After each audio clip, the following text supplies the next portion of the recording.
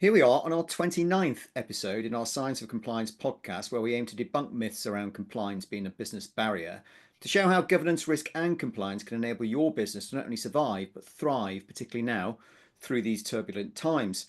In this episode, we are delighted to welcome James Barker, owner of GMT Hive, a technology sales performance consultancy, to understand James's practical experience in tech sales and how GMT Hive are supporting their clients and business development strategy in meeting market and regulatory challenges. Hello, James. Hi, Chris. How are we? I'm good, thanks. Thanks for having me on. No problem at all. It's great to have you. It's actually great to have someone in our world slightly outside, a bit of an outlier, to bring a different take to these issues that we discuss on the podcast. But I think it's important that for our listeners and people who watch the podcast to get to know a bit about you as a guest and your background and what shaped you and your journey to where you are today. So if you give us a bit of a flavour for that journey, that would be great to start with. Yeah, so I'm a sales professional, 25 years, 15 of which have been in fintech. So, very much built my whole career in financial services, and my journey through kind of I've sold everything from office supplies door to door through to the most mission critical technologies to some of the biggest banks in the world, eight-figure deals, and also led to the most successful teams in two unicorns. So I've become a bit of, I suppose, a fanatic on studying what separates really successful fintech businesses from those that don't succeed, Sure. and that's been my life's work. What would you say are the kind of like key areas for success for the fintechs that you've worked with? Yeah, I mean, fundamentally, the reason that I set up GTM Hive was because the way banks and other regulated businesses buy technology is very different from a lot of other sales. And I mean, the dimensions of difference are kind of numerous, but probably the two biggest ones is process. So how they have to buy, because they are regulated. They have to go through governance processes, and sellers know this as RFPs. But actually, they're doing it because they have to they have to select all of their important technologies in a way that's very transparent and not prone to kind of bias or corruption. And also, financial services businesses tend to look at purchasing decisions very much through a lens of risk, rather than the reward. And it might sound a little bit odd to say that, but Mm. if things go wrong, you can lose your license, or you end up in the news for the wrong reasons. The implications for a bank is far more serious than I suppose any other non-financial or non-regulated business. 100%. And that's why obviously the FCA brought in over the last 5 years, as I'm sure you know, the operational resilience rules for the larger organisations with the PRA as well involved. So, and that is really all about the important business services, keeping the show on the road in case of brownouts, blackouts, and all that type of stuff, and all the risks that are associated with that. But it also affects smaller businesses as well, I guess, because at the end of the day, there's no getting away from it. We're in the fourth industrial revolution, right? So if you haven't got tech in your business, then you're going to be a little bit left behind. That's an understatement, particularly with AI now. But I think going back to where you're at, James. I mean, for those of us who don't really know or aren't that familiar with GTM Hive, GMT Hive, just tell us a little bit about that business and why you've built that business, how that journey has been, what challenges you've faced, and how you've overcome, and how you serve your clients.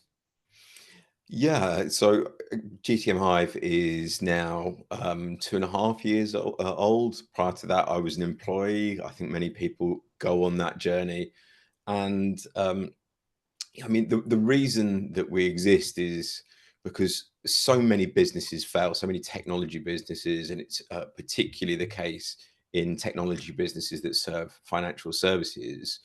Um, about 80% fail in the first couple of years, and although there'll always be this kind of survival of the fittest component, we'll never completely replace it. It's my sentiment that really too many businesses fail, and actually, if at least from a sales and a marketing and a promotion perspective, if you've created a product that genuinely solves a problem, then I want to help these businesses convey the value of their solution to their prospective customers in the most effective way possible so that they can be successful and grow.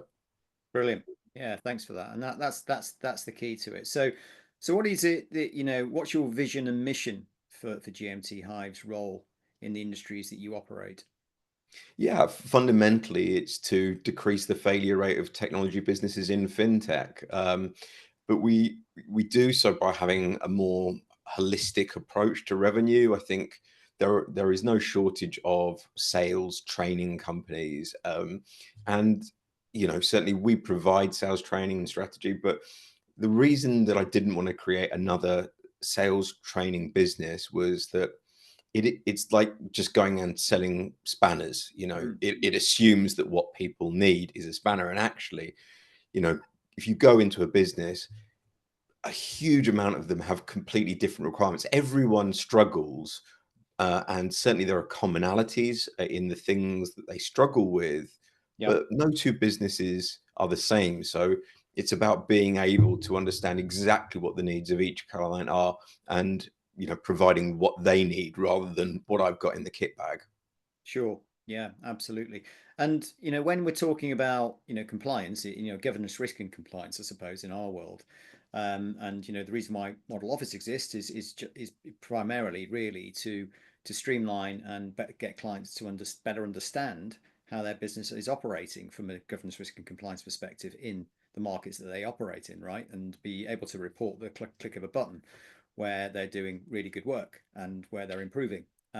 So from that side of it, so we've got all sorts of rules and regulations coming through, like DORA from the EU, which is more digital regulation and operability regulation and so forth, and data protection. So where would you see your skill sets come and help firms who operate and operate tech in that space and are solving a problem, but the problem that they've got, which certainly we've experienced, is the procurement process is a ridiculously long length of time to get the licenses over the line, so these firms can start to use the tech. Yeah, it's things like DORA, and I mean DORA I think is really just a regulation, but it captures the culture of buying that's been in financial services, for a long time, and it comes back to that issue that I talked about earlier about risk. They don't want to expose themselves to risk, and DORA is just trying to mandate that they actually Yeah. do the due diligence to remove that risk from the purchasing decision. I think I predominantly work with scale up phase businesses, startup and scale up businesses. So let's just say, businesses under 300 people. So often they're really early on in this journey. And it is common for young technology businesses to be reactive to the demands of their customers. And while that works in a lot of other industries, because someone says, "How can you do that?" The founders scrabble around and they get more developers, and then they focus on this thing and they, pull it out of the hat. I just don't think that works or can work in the same way for financial services. You can't, pull an operational resiliency or cloud infrastructure or all of these things, out of a hat on demand. They require foresight and planning. And what I encourage my clients to do is to get ahead of that. Don't kid yourself that you might get away without having these things ready. You really, if you're going to sell to banks, sell to regulated industries, you need to understand the demands that are going to be made of you and be prepared. And you also need to be capitalized for that. Bringing a new technology product into a regulated market has a higher barrier of entry. You're going to need more money, and it's going to take longer, for all the reasons that I talked about, and also the ones that you talked about, which is the length of the Mm-hmm. buying processes. In another industry, I'll just touch on that. A salesperson might make a really compelling business case, and they'll dip into that year's budget, find the right amount of money. But if you're running a bank on something, they're going to want to go through a very careful governance and due diligence process, and really peel back the layers on every aspect of the solution. And that does not ever happen quickly. In fact, if it's part of a bank's or a financial services business's infrastructure, really your sales cycles are going to be 12 months or more. And I Mm. think a lot of technology businesses kid themselves that they have 6-month sales cycles, and it's just not possible. No, no, absolutely. No, I totally concur with that. Welcome to my world. But yeah, that's an interesting one. And I think what I'd like to touch on now is kind of like the perception of risk, I suppose, because perception is reality, but everybody views risk in different ways. And when you're talking about highly regulated industries like retail financial services, for example, there's a bag load of risk that goes with building, your independent financial advisor firm or your financial planning, wealth management, bank, whatever it is, into your markets and where you want to distribute your services and products.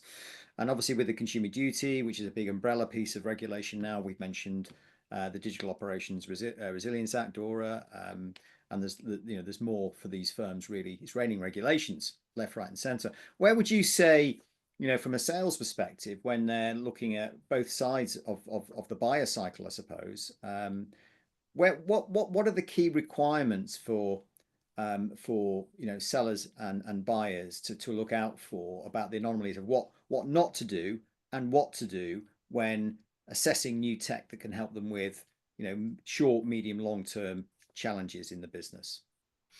Yeah, that's a great question. So I suppose the first thing that I would say is when it comes to that governance process, which often takes the form of, we call them RFP processes, that is something that businesses have to go through because they have to follow a process. But actually, what an RFP does is it's asking quite closed questions. It's, we want this, do you have this? And probably multiply that out 1,000 times. So you've got 1,000 yes, no questions. But they are not very good exercises for openly exploring the best way to solve a problem. It's basically saying, well, we want to buy, just for argument's sake, a boat. What is the best boat? But it doesn't actually ask a bigger question. What is the best thing? That you need a boat or a car? I'm just using vehicles as a Yeah, metaphor here. Um, and I think that's a really important part of the process too. And it's not governance, but it's a critical part of discovery. So I would say to any business that needs to acquire technology, don't dive headfirst into an RFP before you have that very open series of discussions with a number of vendors, because you might be surprised to learn in that dialogue that what you need is actually something very different from what you initially thought. Um, and the second comment I would make is actually more um, from the perspective of individual risk. I mean, we always talk about risk in the lens of the organization at large, but actually that has a knock on to how individuals perceive risk. And one of the very sad things that I've seen within financial services is that there tend to be sacrificial lambs. Like, I think a certain amount of risk is required in order to innovate. There is a tension between risk and innovation. Um, and that kind of uh, don't get it wrong or will kind of lynch you or kind of hoist you from your own petard actually discourages individual innovation. So I think actually in a lot of financial services businesses, particularly the larger ones, there can be a prevailing culture of keep your head down, don't say anything radical yeah, because it might come back and bite you. And I think that actually ends up being to the detriment of the business. it does. So regulated businesses need to find a way to both innovate and manage the risk. And if it's too much on the risk and not enough on the innovation, then you have a long-term existential threat that's of an altogether different nature. Yeah, really good points, well made, James. And one of the things obviously I want to talk to you about is AI and your experiences in that world. But with that, obviously we're involved with AI. We build AI within Model Office into a system called software called Monitor, which does the client file reviews, checking, and automates the compliance documents, audits, and training competence data for across financial advisors. But the key thing with all this is that what we encourage firms to do is we have a fettered product, for example, and that we say, look, form your own sandbox, take a look at some tools that are out there that most importantly are meeting a solution for you. That's the big one.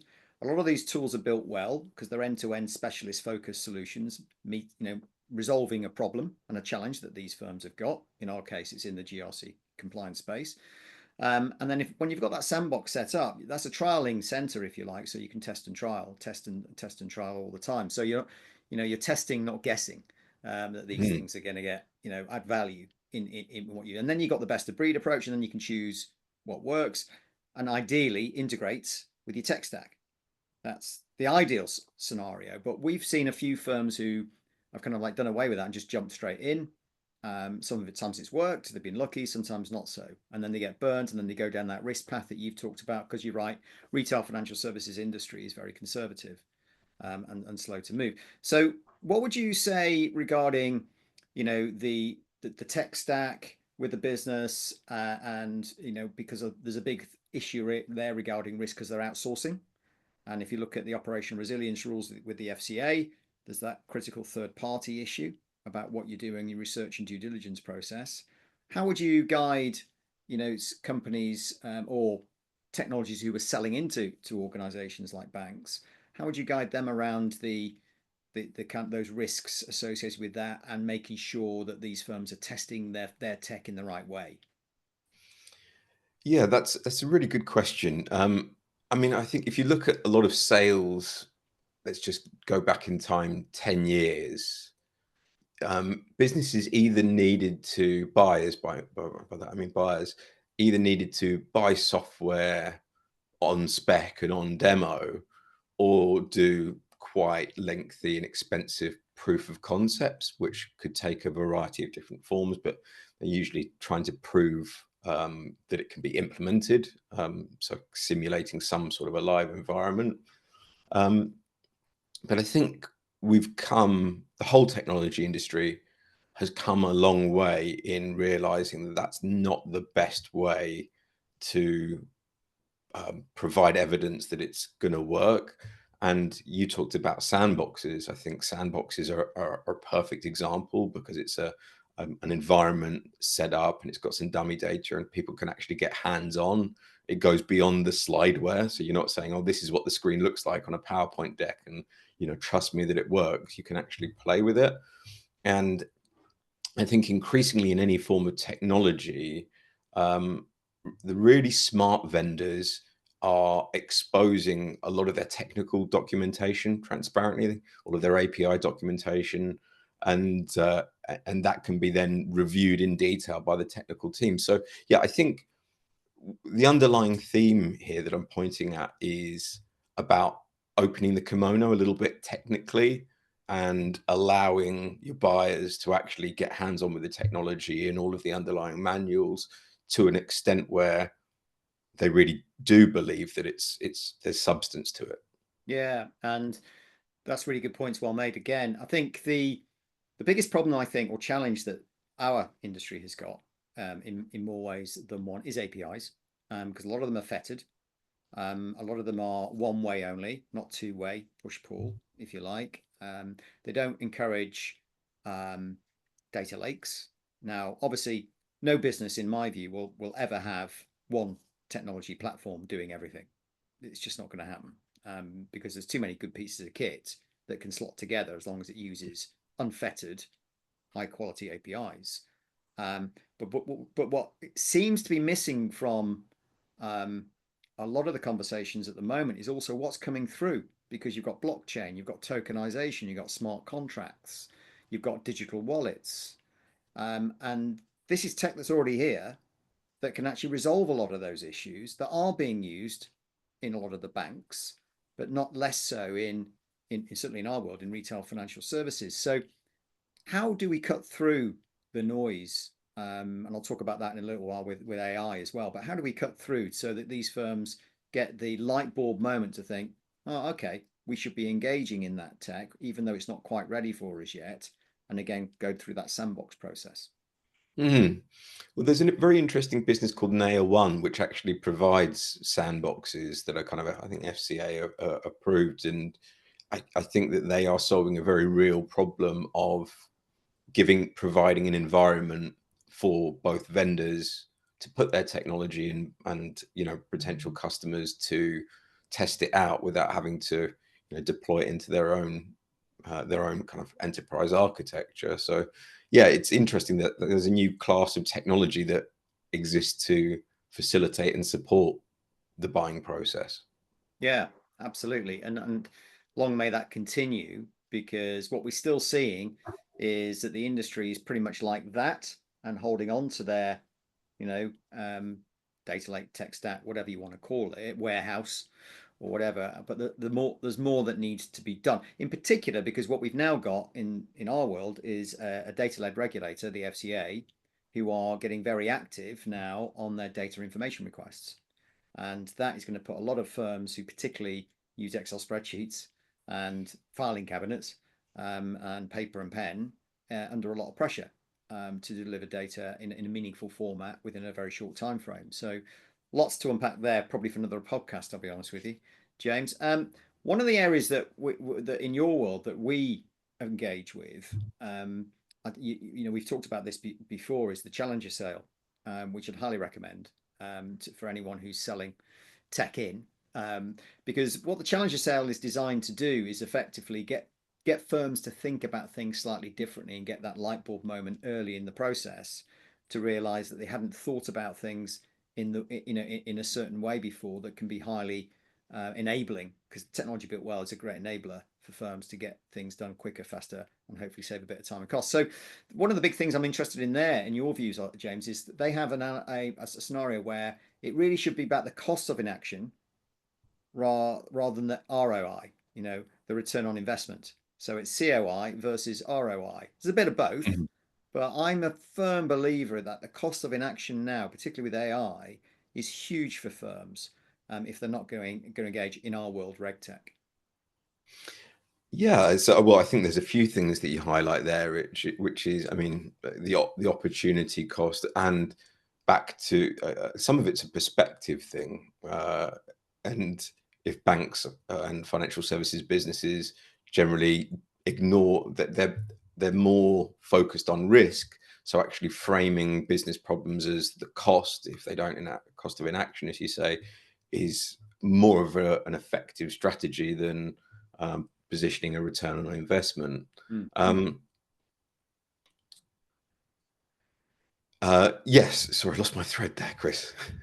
Yeah, well, no, that's spot on, because you've kind of got the tension between the return on investment and the cost of inaction is what we're really focused on there. Mm. And so from that side of it, what we're trying to get firms to kind of like envision is by just sticking with what they've got and doing things that they've always done in a certain way is not an option anymore. They need to make that leap and that change. And it goes back to, I mean, Graham Moore's book, Crossing the Chasm. I don't know if you've read that one, but that's a great book because it talks about early adopters and then early majority. And there's a big chasm there because you've got the early adopters, the firms that have bought into the tech, and then you've got a big chasm to get across to get the early majority, because that then leads to the big majority who are looking over their shoulders but not taking action until other significant firms take action.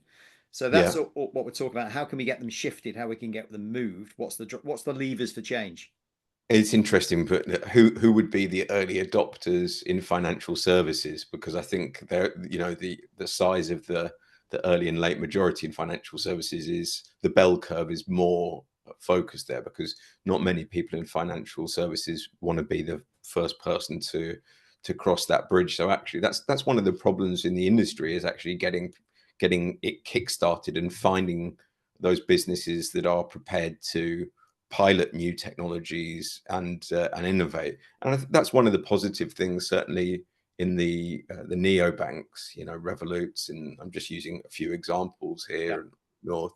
they have they have shown what can be achieved if you do take that risk, and actually suddenly everyone else is worried about getting left behind, and it's kind of jolted them out of inaction in general. Yeah, and it's also that social proof, isn't it? Well, okay, it's starting to happen. I better do something. And Mm. that's when accidents can happen, going into that risk thing. They just do something for the sake of doing it rather than doing the research and due diligence. I mean, what we find, to be honest with you, is that in our industry, a lot of the financial advisors and wealth management businesses, particularly the small to medium ones, are willing to take that punt, are willing to take that risk, because they're very agile, they're innovative, they're entrepreneurial in their outset. And where you've got the bigger firms, then it takes a lot longer. But even with the bigger firms, we're now seeing that they're starting to move. Um, just on AI, before we kind of like come to a wrap up, what are your views on AI? What are your views on generative AI and artificial general intelligence, if it ever becomes a thing and sentience starts to come into the fold? Oh, well, I don't think we should go anywhere near sentience. I think that's just too big a subject. But of course, AI is transforming the industry. I think, and it will continue to do so. But Mm, it's I think with financial services, it's just a question of where and when. Um, and I mean, let me start by saying ChatGPT is probably the single most used application on my desktop and has very significantly replaced Google as my go-to for searching for information. So I don't think, you can consider me certainly a bull on AI in general. I do think obviously we're in a little bit of a bubble. I mean, you can't build a toaster without it being powered on AI, and yeah, it gets a little bit silly. And I would also say that financial services, one of the most interesting use cases for financial services is advice, is using the LLM's ability to consume large amounts of information and make recommendations. But yeah, both you and I know the legal implications that go with dispensing anything that can be labeled as advice. And I think that will definitely cause it to run slower in financial services. And that's absolutely right, because otherwise you're going to find out, that an LLM hallucinated and gave the financial advice that they should go down the casino and put their life savings on black. I mean, that's something that a business is never going to recover from. So it needs to be sufficiently well tested to remove any possibility of something like that happening. yeah. And I think it's right that you can't just hand the keys of the car for something so systemically important over to an AI, but but it's certainly going to be interesting what it can do, Think particularly so. in the wealth space. Yeah, absolutely. I think so. And certainly in where we're seeing a lot of it is in the client-facing space. So suitability reports, meeting notes, rummaging around, looking at the advice suitability angle on that, which is great, because you can cover things that is still needs a lot of work if you believe the regulator around client vulnerability, foreseeable harms, barriers, to getting good advice, or the fact that we've got a massive advice gap in this country where only 9% of people actually engage financial planners or advisors, which is Hmm. which is nuts, really. So there's lots that can be looked at from that side of it. Because at the end of the day, AI is a tech and it's an enabler, right? And it has its place. So where we use it is as I said, we talk about the client file review process. We automate all that because that's very manual at the moment. So the click of a button, firms can get access to all their client files and get RAG rated and get scores and cover all their clients rather than 1 in 50, that type of thing. So it's low hanging fruit stuff at the moment. Yeah, certainly taking unstructured data and structuring it or making sense of it. I think, yeah, it's amazing. It is. Right. So we're now at the blow the doors off questions for you, which we always ask our guests. So first question for you, hopefully you'll enjoy these, James, is tell us one thing about you that others don't know and you're willing to share. Oh, Well, if I wasn't a technology sales consultant, I would love to be a photographer. Ah, great. Wow. What type of photographer? Wildlife or Yeah, well, wildlife and portraiture. So awesome. I'll share one of my recent pictures, and you can put that as my profile in case no one Yeah. wants to see my face. Ah, no problem. That sounds great. And if you could change one thing about the industries in which you operate, what would it be? Generally, well, I would say two things for Yeah. sales. One, I still, it's kind of a life's mission to undo the damage that is done by kind of bad sales. Mm. So many buyers they avoid salespeople, they ghost them because of bad behaviors historically that sellers have exhibited. Yeah. And I really believe that sales can be a tremendous value add. It's not just achieving a financial outcome. It can be incredibly valuable to buyers. So I would love to realize that as a life mission. And and as I said earlier, just to help ensure that fewer technology businesses that have great products fail. Yeah. Yeah. And that's a very noble cause because there's lots of tech that we've seen in our journey over the last 4 or 5 years that haven't made it, and they should have done because there were great ideas and great great entrepreneurs behind them. Um, Finally, where would you see yourself in 5 years? I'd still be doing exactly what I'm doing now. Good Yeah, I answer. mean, having leapt over from being an employee, I have a very good work-life balance. I only work with companies and people that I love. I'm very fortunate that I get to pick and choose my clients and my missions. Yeah. So there's no reason that I would be doing anything else. 100% living the dream. Good man. Okay, well, look, thanks so much for spending the time with us today. Very much appreciated because I know your time is precious. What we'll do, James, is we'll put a link when we publish this on the socials. We'll put a link to your website if that's okay, so people can find you.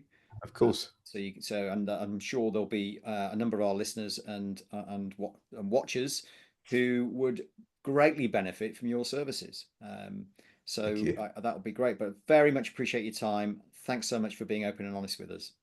You're welcome. Thanks for having me, Chris. Thanks, James. That's a wrap. Good man. Brilliant. Yeah, great. We need you in our business, pal. We'll have to get that investment going. But that was really good. That was really good. Thanks for that. It's Yeah. appreciated. How long have you guys been going for? 5 years. And you're quite a small team, aren't you? Yeah, there's only me. I'm the only employee at the moment in the business. Mm, We have a telesales team up in Edinburgh, but I'm wearing too many hats at the moment, so we're looking for a salesperson. Hence the conversations that we've had in the mm, past um, yeah. to take that ownership away from me. We've trialed a number of people, but they've been either too old. I'll be honest. They've got a good black book, but they just can't get a technical sale across the line. That's the problem, which obviously is Mm. your expertise. So yeah, so hopefully in the next couple of months we're going to get someone who can run with that horse and do something productive with it. Always, sorry, I moved my mic. Always difficult when it that first employee Yeah. hire that comes straight off your bottom line. Yes, that's the big challenge, as we say. But we're talking to some good potential investors at the moment, which is good. Mm, And ideally, we want to get that done certainly by Q2 end of. Um, and when we've got that in, then we can certainly, one of the big plays is, well, there's two big plays. One is to bolster our AI team of developers, and the second one is to get, as I say, a good quality salesperson. Ideally, like we've talked about, someone younger who we can train up mhm. on that side of it. Because I'd train them and I'd work with them and I'd do the demos with them. Tricky. I was just having this conversation with a client earlier today, and they need to make a hire, and it's really difficult. If, like, between you and me, never put this in print or I'll deny deny Yeah, everything. absolutely, no problem. Is salespeople are a little bit overpaid Yeah. in instances. Yeah. We were trying to find a salesperson for them and being told that anyone with industry experience and a few the ability to grow facial hair is going to cost north of 100 grand. Yeah, that's good. So they're either like, they've either got to take a spotty oik for under 100 grand and still probably 70 or 80, or pay north of 100. Yeah, It's not it's a significant outlay, and the cost of failure is big. I mean, yeah, that's the risk. Yeah, one of the things that I'm exploring, because obviously I'm a solopreneur at the moment as well, is whether it is, first of all, it is outsourcing predominantly, either using people on Fiverr, graphic designers, video editors, and potentially a virtual assistant, someone from in Indonesia that charges very little, and actually then it's not that way. I can do more, so I can do more sales and I can do more consulting. I don't need someone really expensive and capable to give that to, because I've managed to if I can offload 90% of the grunt work. Yeah, there's Not easy, I might add. This is not me evangelizing something that I've completely got sussed, but that's a hypothesis that I'm working with at the moment. Yeah, it's a good one actually, because I've got a mate of mine in Dublin, and I can't remember the name of his business now. I'll send it over to you. But he basically it's based on avatars, and it's all marketing and sales. And you just load in the program of what Model Office is all about with all the relevant content and resources, and then you send it out onto the website. And then when someone's interested, it will qualify them down automatically. So you're getting a highly qualified lead who's hopefully frothing at the mouth to buy a license. The dream. In the ideal world, yeah, that's Yeah. what he tells me anyway. Yeah. Good man. Okay, I've got a dash, but wonderful to see you. And Yeah. I'll let you know when this goes live. It's sent out to 2,000 prospects on Friday on an e-news, and it'll Yeah. go out on LinkedIn, which I think we're linked on LinkedIn, I think. So We are, yeah. Good stuff. Have you used Riverside, by the way? no is the answer. What's that? I use Riverside for my podcast. Oh, okay. Brilliant. Just edits it by AI. Yeah, Awesome. have a check, and Yeah, also creates reels. right. Also, yeah, that's really good. So I mean, I pay $20 a month. It's an absolute. It's one of my most highly recommended techs. So So that's I think Riverside. for a podcast for you, I would say absolute must have. Yeah, absolutely. Because we're doing more and more of these now. Riverside.fm. I've got Riverside Podbean. Is that right? Riverside Podcast, Riverside.fm. Yeah. Yeah. Great. Good All man. right. Cheers, Take Chris. care. See Take ya. it easy. Bye. And you, bye.